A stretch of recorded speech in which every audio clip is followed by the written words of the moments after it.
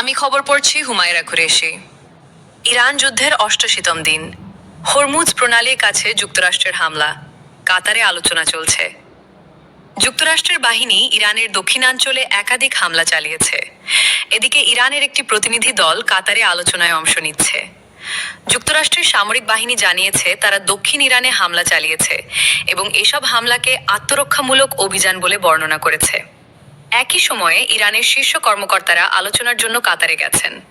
এর আগে ইরানের গণমাধ্যম জানায় দক্ষিণাঞ্চলের গুরুত্বপূর্ণ বন্দর শহর বান্দার আব্বাসে বিস্ফোরণের ঘটনা ঘটেছে।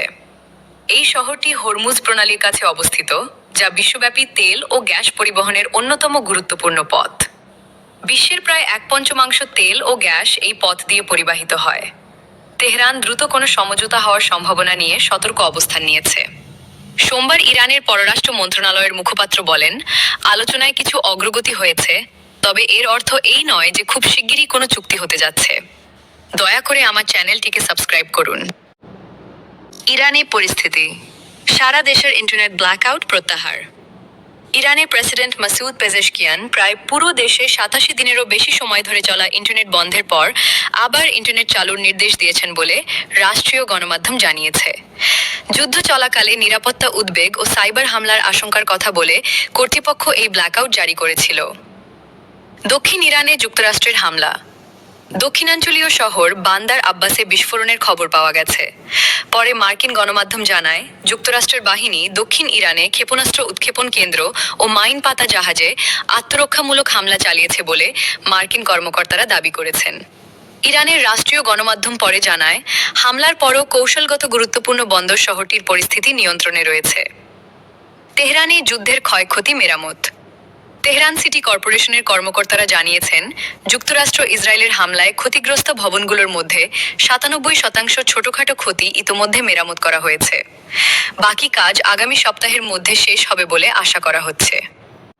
এদিকে হরমুজ প্রণালীতে যুক্তরাষ্ট্র গোয়েন্দা তথ্য সংগ্রহ করতে পারে। যুক্তরাষ্ট্রের সাবেক কূটনীতিক অ্যাডাম ক্লেমেন্স আল জাজিরাকে বলেছেন, বান্দার আব্বাসে যুক্তরাষ্ট্রের হামলার উদ্দেশ্য সম্ভবত হরমুজ প্রণালীর আশেপাশে ইরানের সামুদ্রিক সক্ষমতা পর্যবেক্ষণ করা। তিনি আরও বলেন, এসব হামলা চলমান তেহরান ওয়াশিংটন আলোচনাকে ভেস্তে দেবে বলে মনে হয় না। তবে ইরান যদি ওই জলপথে সমুদ্র মাইন পেতে চেষ্টা করে, তাহলে ওয়াশিংটনের পক্ষ থেকে প্রাণঘাতী জবাব আসতে পারে বলেও তিনি সতর্ক। আমি হুমায়রা কুরেশি, দয়া করে আমার এই চ্যানেলটিকে সাবস্ক্রাইব করুন। যুদ্ধ কূটনীতি, কাতারে আলোচনা অব্যাহত।